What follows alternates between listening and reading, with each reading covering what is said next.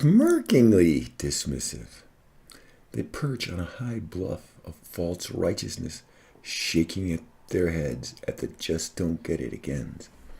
suckling the lower class on a sugary pabulum of ignorant pride and canned traditional family values,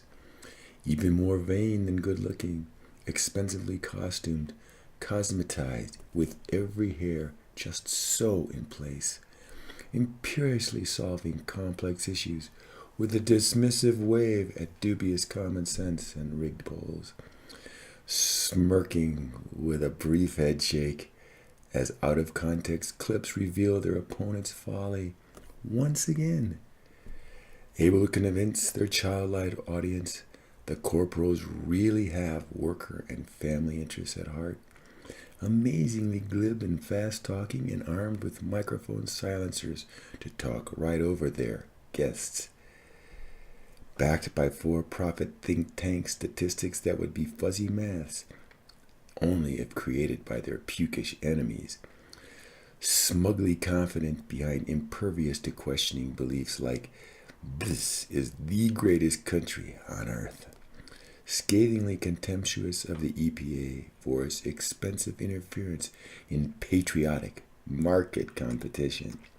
drilling common folks on evil unions, the wonders of globalization, and slashing socialist entitlements.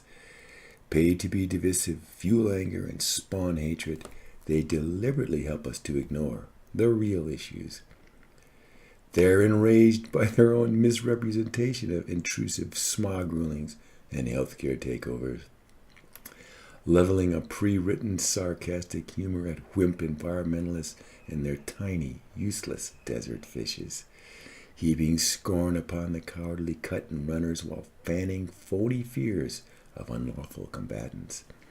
Paid the big bucks to stir up hatreds, encourage violence, and nurture addiction to flavored sound bites, searingly rejecting job-killing tax increases on the rich in a way the working man can even find sensible. So professional in beautifully useless suits with bright ties selected by swishy costume designers. Mouthpieces of closet corporate leaders paid to spin the ignorant masses by preaching a glossy vitriol. Chuckling safely behind flag and family,